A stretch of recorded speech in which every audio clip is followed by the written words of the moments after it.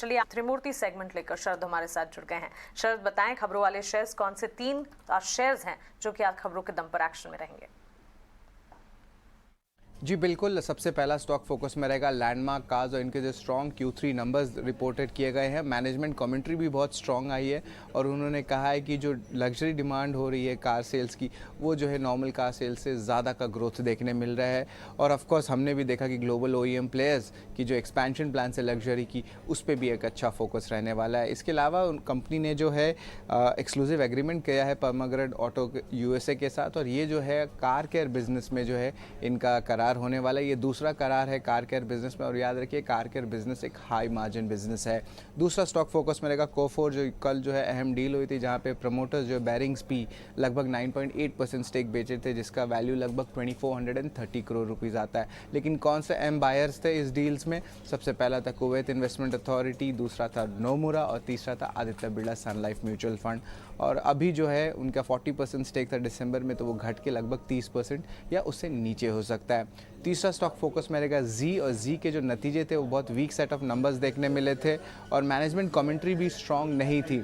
City ने जो है मेंटेन बाय रेटिंग रखा था और टारगेट प्राइस जो है कट कर दिया था 300 से 280 रुपीज़ तक। इसके अलावा जो है FY23 की अर्निंग्स की बात करें तो वो 35% का कट है और अगले 2 साल 11 से लेके 15% का रहेगा। जो प्रेशर आया था वो आया था एड रेवेन्यू सेगमेंट में, और उसके कारण जो है जो नज़रिया है वो थोड़ी सी बेरिश देखने मिली थी। और आखिर में जो है मैनेजमेंट ने स्टेट किया कॉन कॉल में कि वो कॉशियसली ऑप्टिमिस्टिक रहने वाले हैं near term ad revenue outlook को लेके।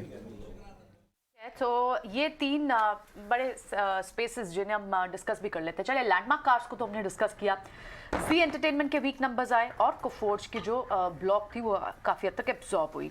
जी एंटरटेनमेंट के नंबर्स विनोद आपने एनालाइज किए, इनके लिए सबसे बड़ी जो बात है वो इनका जो एड स्पेंड है, जो एड रेवेन्यूज़ है, वो मार्केट शेयर लगातार स्क्वीज हो रहा है। कैसे आपने एनालाइज किया नंबर्स को?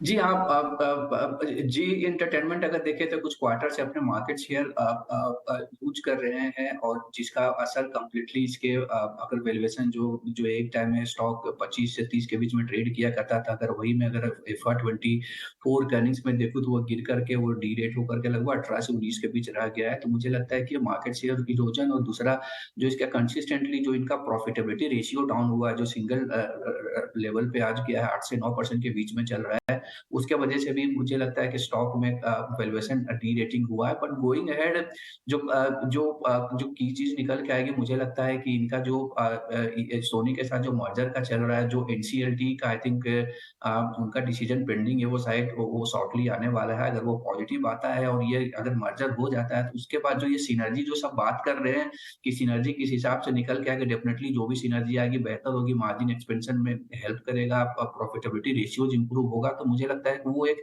की ट्रिगर होगी। अनटिल एंड अनलेस मुझे लगता है कि जब तक वो चीज़ नहीं होगा, तब तक मुझे लगता है स्टॉक में अंडर परफॉर्म ही शायद करे। तो ओवरऑल मुझे लगता है वेट एंड वॉच वाला सिचुएशन है अभी ये स्टॉक में, बहुत ज़्यादा अभी ऑप्टिमिस्टिक होने की ज़रूरत नहीं है। ये जो आपने आखिरी लाइन बोली है ना, ये बहुत शानदार लाइन बोली है। इस स्टॉक में जितना HNI इन्वेस्टर फंसा है, वो मतलब ऑलमोस्ट हर कॉकटेल पार्टी में, हर जगह पे जी एक टाइम पे डिस्कस हो रहा था कुछ महीने पहले तक, और इतनी ज़्यादा पॉपुलर स्टॉक हो गया था, सोशल मीडिया में भी इसकी नॉइज इतनी ज़्यादा हो गई थी और सब इसको लेके अटके हुए हैं। जरा एक साल का ग्राफ दिखाइए डॉक्टर साहब। अगर आप वॉल्यूम के साथ एक साल का ग्राफ देखें तो आपको मालूम चलेगा कि सबसे ज़्यादा वॉल्यूम एक्चुअली ऊपर के हिस्से में हुआ है। ये देखिए, ये जो वर्टिकल राइज आपने देखा था एक साल का, हाँ वो जो 250 से 300 के बीच का है, वहाँ पे सबसे ज़्यादा बाइंग हुई है। और अब लोगों की पेशेंस धीरे धीरे लूज कर रही है और भाव इस समय 20% नेगेटिव।